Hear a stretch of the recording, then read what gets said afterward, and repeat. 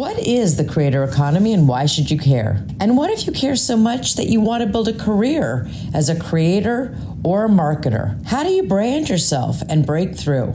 To find out, we're talking today with one of the real pioneers of the creator economy, Aliza Licht. Aliza first gained notice when she created the very popular DKNY PR Girl Twitter handle way back in 2009. Which ultimately gained over 1.5 million followers.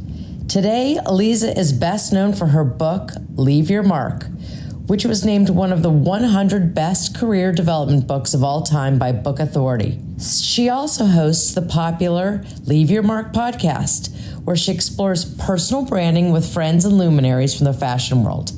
In fact, we could spend much of the podcast just naming her many accolades, but to pick two, Time magazine has called her one of the 6 women who rule the fashion world, while the New York Daily News called her one of the 50 most powerful women in New York. Welcome to this episode of Everything is Better with Creators.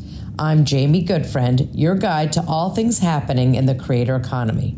Every week, myself or my colleagues Emma Harmon or Ashley Rudder will be hosting this podcast. So on today's episode, we're talking a little bit about fashion, a lot about personal brands, and we'll meet someone who's been moving and shaking the creator economy for more than a decade. Roll the intro, please.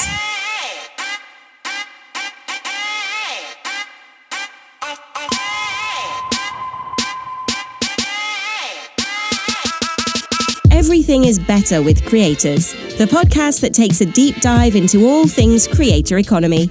Produced and presented by Whalar. Whalar, we power the creator economy. With your hosts Ashley Rudder, Emma Harmon, Jamie Goodfriend, and Marco Bertozzi. I am the creator.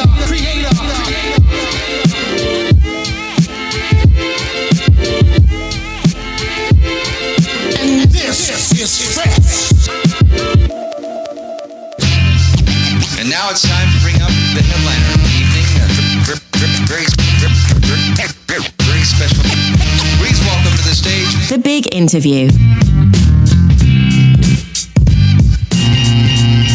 Everything is better with creators. We are in for a treat today because I have nabbed one of my favorite creators, businesswomen, authors, and just fabulous human being, Aliza Licht. Welcome to the Everything is Better with Creators podcast, Aliza. Jamie, you know, you're my favorite. I'm so happy to be here. And thank you so much for inviting me on. This is a treat on a couple of different levels because it's rare that I talk to someone who has such a breadth of experience in being a creator, working with creators, and advising brands on working with creators. So you're a triple threat here, which is super helpful.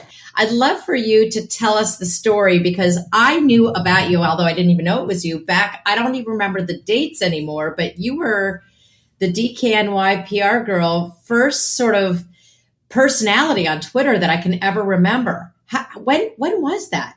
So DKNY PR Girl was created back in 2009, which is a very long time ago. And just to set the stage, we didn't even know the word influencer then. We had just started learning about bloggers. And brands were not really on social media beyond Facebook. So this was the early days. This was the Wild West. There were no rules. There was no playbook. And it was initiation by fire. And how did you encourage people, or how did you even convince anybody that this was the right thing for a fashion brand? It's a great question. Well, you know, the truth of the matter is we were sitting around in a marketing meeting one day, as you know, you have had hundreds of, and thinking about, okay, there's, you know, social media is expanding. There's this platform called Twitter, which of course was, you know, developed prior to 2009, but fashion is a little bit slow on the uptake sometimes. And, you know, we were just kind of brainstorming and thinking about like, how would we embark on Twitter? And my role was in publicity. And I was, you know, really protective over the brand voice and of course, Donna Karan herself. And my big thing was, well, the Twitter handle can't be at Donna Karan because people will just assume that she's tweeting. And then that becomes a PR nightmare for all of us on the team. And, this was during a time when we were all in hardcore obsession with Gossip Girl, the original. And I thought, well, actually, like, why can't we just like steal the idea from them and just make it like anonymous? We could do it through the lens of PR because obviously PR, touches a lot of different fun areas like fashion shows and celebrity dressing and working with editors. And I'm like, let's call her DKNY PR girl and no one has to know who's tweeting. But then our general counsel was like, great idea. Only one person can do it. Aliza, since you're the SVP of Global Communications, that's you. Well, it was brave then, and it would still even be a great idea now because imitation is the most sincere form of flattery. So I love that it was the genesis was Gossip Girl, which is more. There's nothing new. Gossip Girl's relevant again. Yeah, and there were many people who did it, after me, but at the end of the day, I really thought it was a great way to create a filter for the brand that wasn't based around a person. It sort of backfired in the end, but for 2 years, it was a secret. Nobody knew it was me. I love that. And then when I got to meet you, it was a celebrity moment for me. I was thrilled. I still am thrilled that I know you, but that part was great. But I think back in those days, it's almost like the current state of the world right now. There's more of a playbook, but for brands that are afraid or still concerned about how to build a presence on some of the new platforms, do you draw comparisons from those early days? Well, I hear a lot of, obviously I read a lot of different sites and I hear a lot of people talking about, it's all about authenticity. It's like, it was always, that's not a new concept. Like that is why DKNY PR Girl was successful because when things failed, I shared that. When, Celebrity X didn't wear the dress for the Oscars, I shared that. And I think giving people a behind the scenes view during that time into a very sort of private world of fashion where we didn't show behind the scenes. No one saw behind the curtains of these brands. So I think now it's much more commonplace to do that, showing behind the scenes and sort of showing the real transparency behind what's happening. But back then, it really was new. I think there are a lot of brands doing an amazing job right now, though. So I think, everyone's come a long way. I hope so. But we still hear brands trying to control, own, micromanage their presence on these platforms. And it doesn't really work. It doesn't feel real. I don't really like the word authentic. I talk about it being more accountability, but we could use that word authentic. It's fine. But before we get too far into this, because I do want to get you to hear your story. You went from secret Twitter guru, and then you became an author and embarked upon a second career. And now you're working, I'll let you explain, but could you give us a little bit of an overview on your journey of the last few years? Because I had this platform, DKNY PR Girl, which really was on Twitter and Tumblr. So I wrote long form blog posts, which the people at Tumblr were like, why are you doing that? It's for pictures. I was like, I'm going to write. So I started just naturally giving out career advice really to people who were maybe aspiring publicists. So really sharing my job, right? It was about following me and my life as a PR girl living in New York City. And the more and more career advice I gave out, the more that people started to say, well, that's not just for like fashion people or PR people. That's great advice for any career. And then one day an editor, Amanda Englander, reached out to me. I didn't know her. And she said, I think you should write a book. And I was like, no, I'm definitely not writing a book. And then she convinced me. And that sort of led to this whole idea of mentorship and really, I think, what is my calling, because as much as I love this space, and of course I consult with brands, I love helping people who are trying to like really rise in their career journey. And that has been, I think, the most exciting part of this whole thing. So yeah, I've gone from in-house to consulting to in-house to consulting. I'm consulting back again now. And I sort of straddle, in my mind, I'm a brand marketer for professional and personal brand. Like that's how I see it. I see it as a company alignment and I see it as an individual alignment. You are a publicist, but I'm going to encourage you. What's the name of your book, Aliza? Leave Your Mark is my book. Leave Your Mark is my podcast. And Leave Your Mark community is where I mentor young professionals at scale. And you kind of mentor brands too. I mean, it is one and the same. But what you just said, which was so helpful, is that you did you. And even though you are a human being and an individual person, brands have to find that same balance of who are they in this new world and how do they share their details, what's behind the scenes in a way that legal will approve, but is honest. And I think that's a really hard balance for human beings and for brands. I mean, actually, it's the same thing, because when you're applying for a job, you should show your real self, maybe not all of your real self, but it's a balance, because if you're not real, people either pick up on it, you don't feel right in your own skin, and maybe it's not the right fit. You got to say it like it is. Take it or leave it. Absolutely. I think the most important thing is starting with the brand filter. What should a brand be talking about? What should they not be talking about?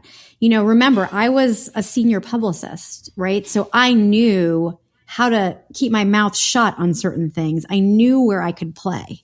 You have to have that wherewithal. That's why back in the day, when interns, were running social media handles and we would see things going haywire, it's because they didn't have that background. So I think also, to your point, like, brands need to, in the creator space, like, also recognize if you're tapping into a creator, you're doing so because you love what they've done so far. And I think a big mistake brands make is taking a creator and saying, okay, now can you do it how we do it? It's like, okay, but you can do that yourself. You don't need me to do that. Right. And we hear this frequently from creators, from brands, but let's go back a little bit, because that's just the tip of the iceberg. And your career advice for someone in a company right now that sees the vision of having a robust, fantastic TikTok presence or Reels or pick a channel, and yet they're bumping up against all of these restrictions. How do they fight that fight? This is something that I think you could be uniquely qualified to help people surmount these challenges. I'm a big fan of a competitive analysis. There's nothing that convinces management more quickly than seeing their direct competitors doing it really well. So it's like, I don't need to fight this argument. The numbers speak for themselves, right? Here is your direct competitor doing an amazing job on TikTok. Here are the reasons why. Now, if a brand chooses to say, that's not for us, that's one thing. There are many people who really are obsessed with the sort of traditional concept of brand, and there's not a very wide spectrum that they can play in, and that's a choice.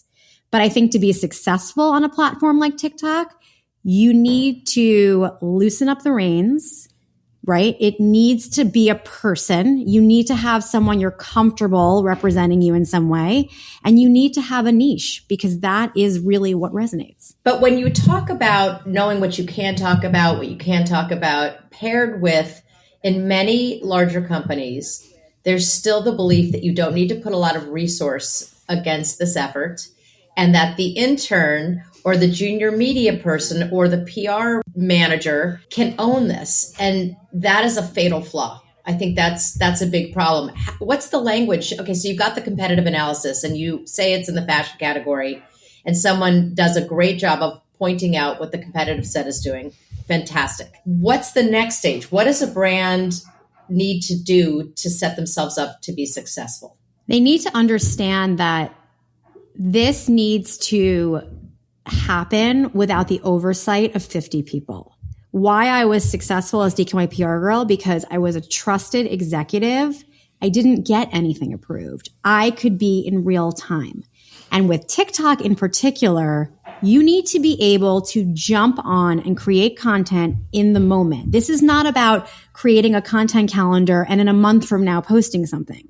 So hiring the people who you trust, not just from a video creation perspective, but even a copywriter, the whole thing. Someone who sits all day and seeks out the hashtags that are now trending on TikTok. SEO on TikTok is huge.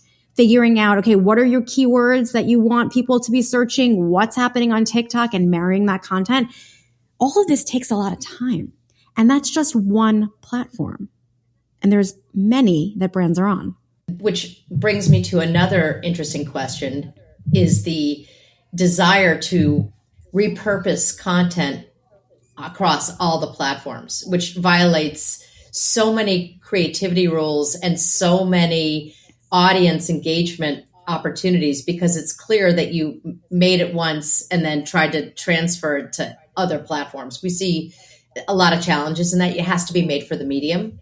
Again, it's resources. Well, the good news is, since Instagram is trying to be TikTok, you can make it for the medium of TikTok and then pull it across other channels. I mean, that's just the reality of the situation. Yes, you can on there. Snap is the ultimate. You can't do anything except for Snap on Snap.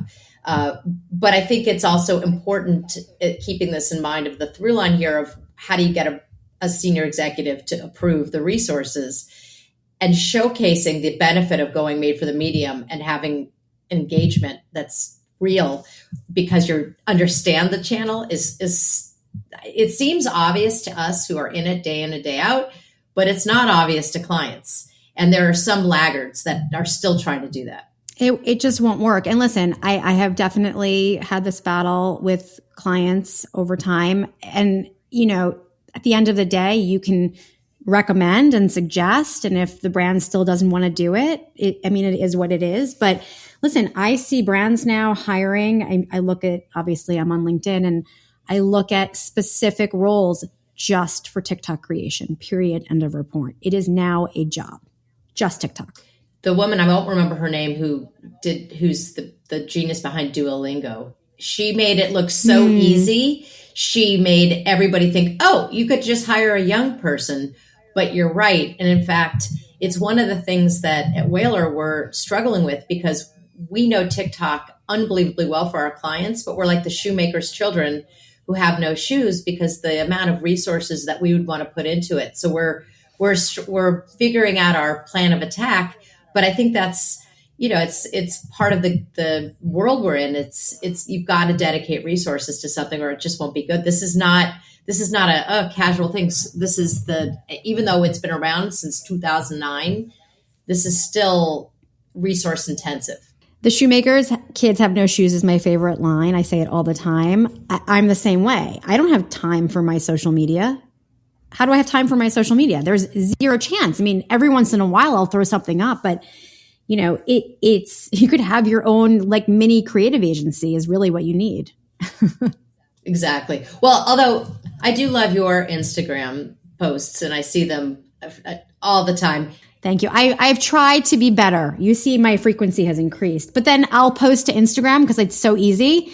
TikTok I find to be such a pain. I'm like, I can't do this again. I cannot do this again. It's an art. It's an art for on many levels. But so as a creator, I did see on Instagram you had some commentary about the silent resignations. Do you find it's hard to be a consultant as well as a creator and be at the mercy or be a target of commentary? So what we're talking about is quiet quitting. And basically the concept is that you don't like your job anymore. And instead of quitting, you're going to just quiet quit, which means you're just going to do the bare minimum. And at this very moment, what I was saying is I think it's a really bad idea. Number one, it'll never get you promoted. So if you hate your job now, you'll never be recognized as someone of value.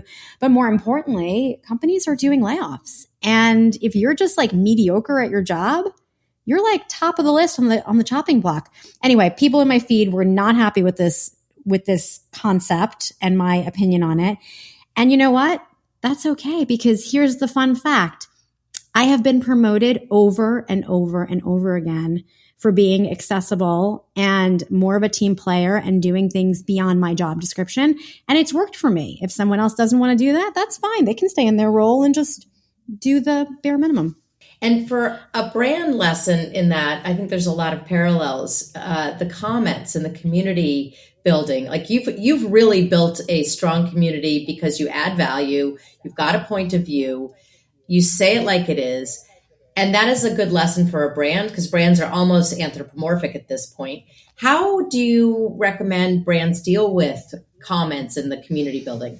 That's a great question. So first of all, I think every platform is different, right? So how you treat Twitter is different than TikTok, is different than Instagram. So if Instagram is your main channel, I really do, everything in that feed is forever in a way, right? Tweets, they last 20 minutes at most. They're gone. Not that you don't need to worry about them, but I think when we're talking about community and engagement and moderation of content, not everything needs to be responded to. And I feel really strongly about this because especially if you're a brand that's like, really connected to their community and has strong customer service, your natural default setting is like, we need to respond to every single person. No, you do not. You do not. Not all those people are your customers in the first place. So I think the first thing is the social team being connected at the hip with the comms team and saying, hey, this thing just popped up in our feed. We don't feel that we should respond to this. What is your opinion? If they disagree or agree, you can, battle it out. And then coming up with really vetted, approved copy that everyone can stand by. And that copy does need to go past a couple different stakeholders. But I think the key is just like take a breath and don't just dive in to respond because you might be making something so much worse than it needs to be. In addition to the fact, my favorite crisis management recommendation is just because something blows up on Instagram doesn't mean anyone on Twitter knows about it or anyone on TikTok. So sometimes you'll see companies apologize for something and they have plastered this apology on every platform. And then people are like, wait, what happened? I had no idea. So you're actually like making it worse when you didn't need to be. But yeah, that's the, crisis PR. Those are those skills die hard for sure. I love that. We used to call, when I've been on the brand side, I used to call this, and I did not invent this. I don't even know who did, but the STFU data, which is how big of a percentage of the audience is actually really saying anything relative to people that are not. You have to look at it. And I just had the really good fortune of listening to Dara from Peloton talk about her crisis communications approach. And she's a veteran. She's the most innovative CEO and influential CEO, according to Forbes. And I got to tell you, she really earned it. And what she said too was, look at the data, take a breath and analyze the data because it's a really good point. And I think this is one of the things that scares brands from really deep diving into this space is they feel vulnerable. And it is important to remember that you don't have to respond to everything, but you do have to be mindful of who your community is. And in addition to what you're saying about building what are the topics that you can and cannot talk about, where do you have a permission?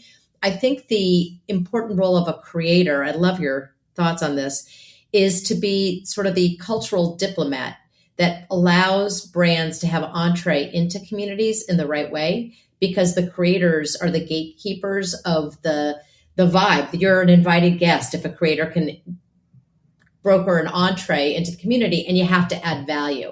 We talk about that a lot with our clients at Whalar. You can't just show up and just like you can't just show up to somebody's house and walk in. You got to bring a gift. You got to take your shoes off if you want.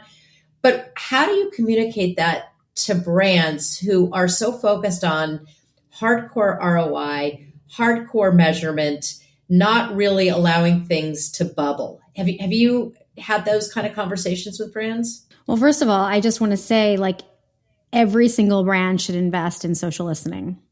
That's number one. You should know the sentiment of your brand at any given moment of the day and where things are bubbling up. Sometimes you'll be like, wow, we're negative today. What's happening on Reddit? Or wow, people are loving us today. Did a celebrity tweet about something on Twitter? So really having your finger on the pulse. And by the way, this is yet another job of somebody's when we talk about the team to really be in those platforms, really, and, setting up queries, understanding what the conversations are organically, and also understanding how they're reacting to the content that you're putting out there. So again, this goes back to why are you tapping the creator in the first place, right? you're tapping the creator because you like what they've done before.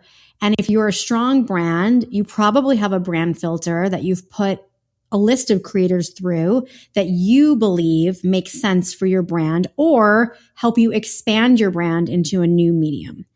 So again, understanding the value and the reason why you're paying them in the first place, let them lead. Let them tell you what's going to resonate with their community.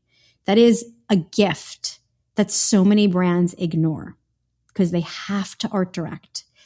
It's, you see it in the posts, right? You see when someone has received copy from a brand that is just not even in their voice. And you're like, why? It just kills it. It kills the whole thing. Like I love this picture until I read your copy. And now I know that like you're so uncomfortable because it's not your voice. And people can feel it and see it. It's like a big beacon. It's like the bat signal. This is not how it's done. It's nails on a chalkboard. It's so true. I think when you're helping advise on the criteria to look for when identifying a creator to work with, one of the things that we battle with is the reliance on follower count as a constant metric. And we're having many conversations now. Our one of our co-founders, Neil Whalar, had a really great post that was talking about that. It was a follow-up to Kaya Europe's post in the information, and it's the value of a follower account. And 1 million seems to be this arbitrary number, but frequently the creator will, especially on TikTok, a 1 million followers on TikTok versus 1 million followers on Instagram versus on and on and on, very different. And we had a client where we had a creator that had 100,000 followers, but the post engagements were in the 58% range and millions of engagements. And they thought it was a typo when we gave them the report. And we were trying to explain that follower count does not speak to engagement. So that's another new nuance of this space. I don't know, have you dealt with that as well? Yeah. Well, first of all, I mean, I think one, going back to having tech tools to understand audience from the beginning. I mean, I think you need to know, like, who are these people reaching? Like, you may love, some influencer who's like a fashion girl and is posting and looks amazing, but like, is her audience 90% male and you're selling women's clothing? Like, you need to know who is following, what regions they're in, what age they are, right? That's first and foremost. I would say that the bigger the following, the lower the engagement. And I think now that we've pretty much gone to video first content on the whole, no matter where you are, we can see that that's happening. And by the way, since we're on this podcast and I have the opportunity to say this for historical purposes, Instagram did not say that they were canceling all their plans. Like everyone, those headlines right now are like, the people won. It's like, no. It's on pause. It's on pause. It's going to happen, just not today. And I think that's the funniest thing. But anyway, because it's all video and we can see views, right? So I think with video content, your engagement metric is really your views, because you're not going to watch something and also like something. You're less likely to like something and comment, right? The whole main point is you're watching it. So we can calculate the engagement based on views for the following. And I think that's what's most important. It doesn't matter how many followers someone has if their content resonates and can sort of generate the amount of impressions far beyond even their follower base. This year, there's been a huge jump in people that call themselves creators as their full-time job. And we're very clear to brands and other partners that they're not actors.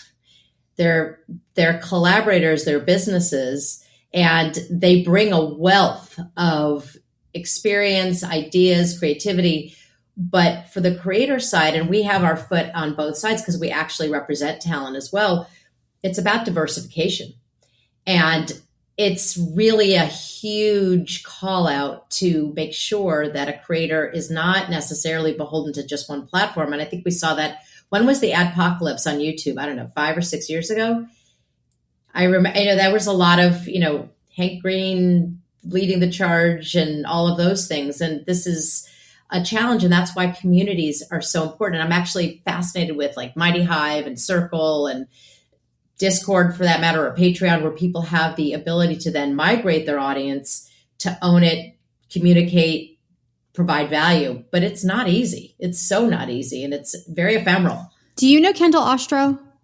She's at Candle Media now. I do. I know she just went to Candle. She was at UT. I love her. She's the best. So we did a talk for the American Influencer Council like last month. And one of the, I moderated it. And one of the questions I asked her is, what is the definition of a true creator? And at what point do you know that like you have hit that level? And she said, and it's so true, the ability to pull your audience no matter where you're going. And she used the example of Mr. Beast, right? So it's like, it doesn't matter where he goes, the audience goes with him, which is going back to what you just said about diversification, because you can't, and it's, by the way, this is all really easy to say. I just want to say that. It's really hard when you're sort of invested in a platform, everything takes time. It's really hard to sort of be multifaceted in this sense, but it's the only way to protect yourself.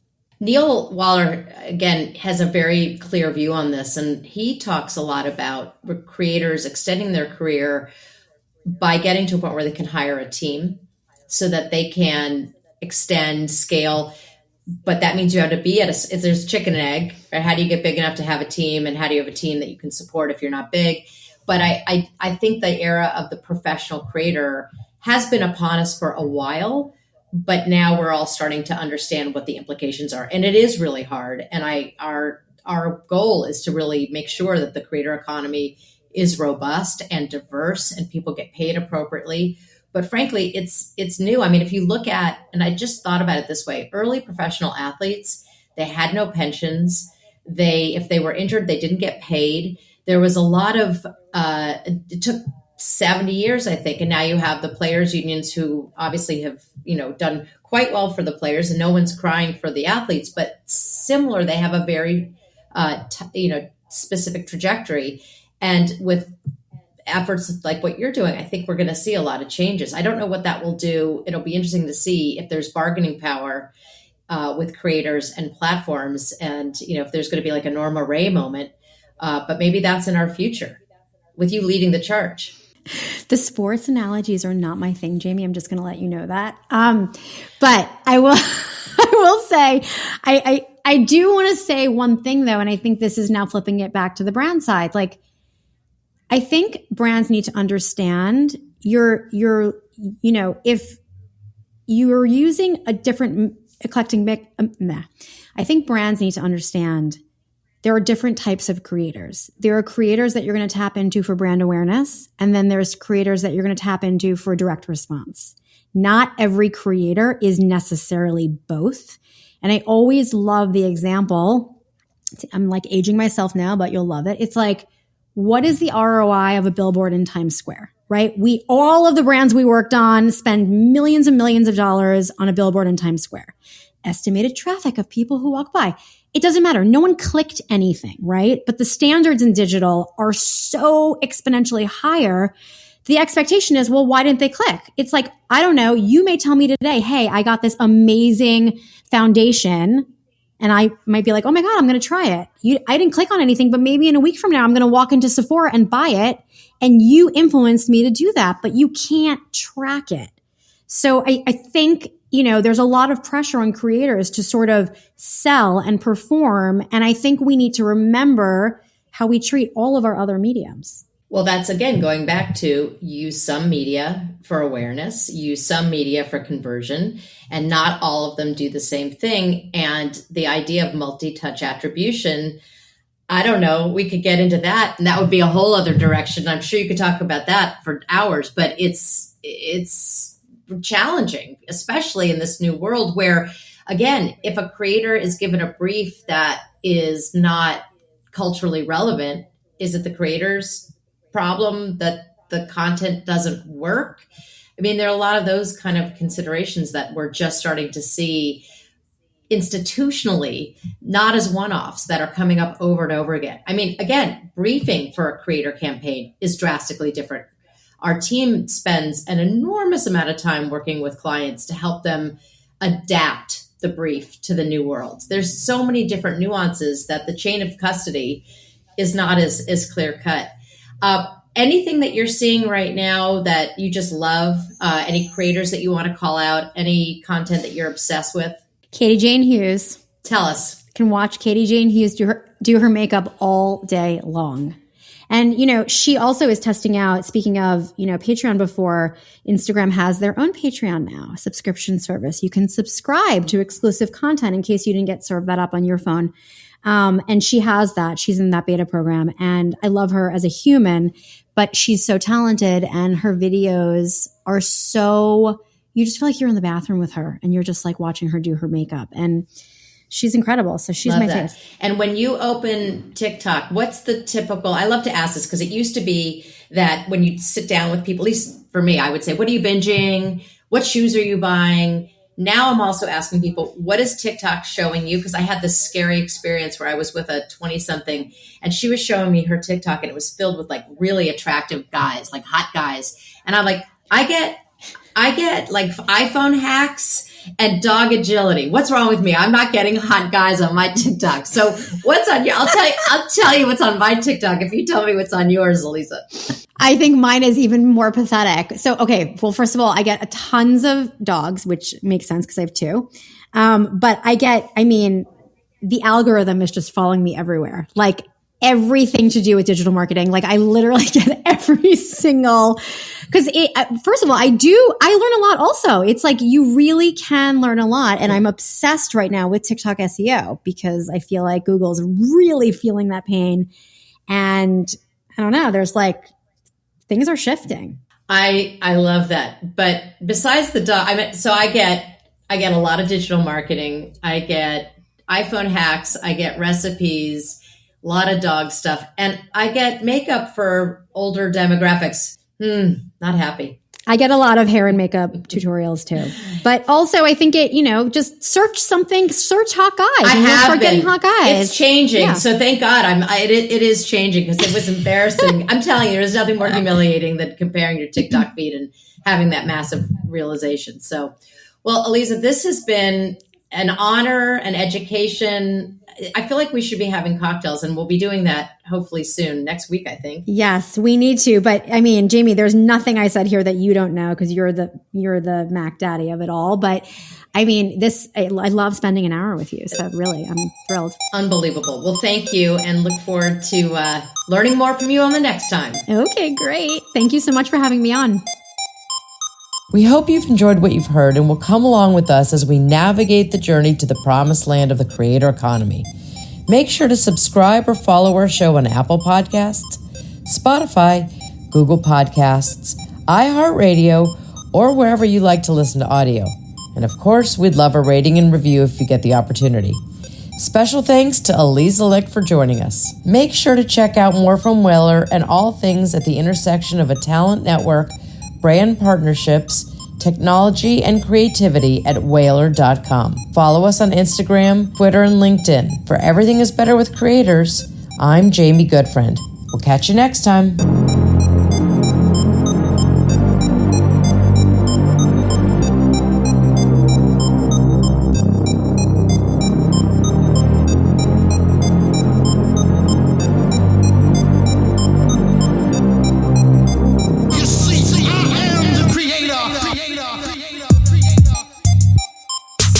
Everything is Better with Creators is produced by Whalar. Whalar, we power the creator economy. Learn more at Whalar.com.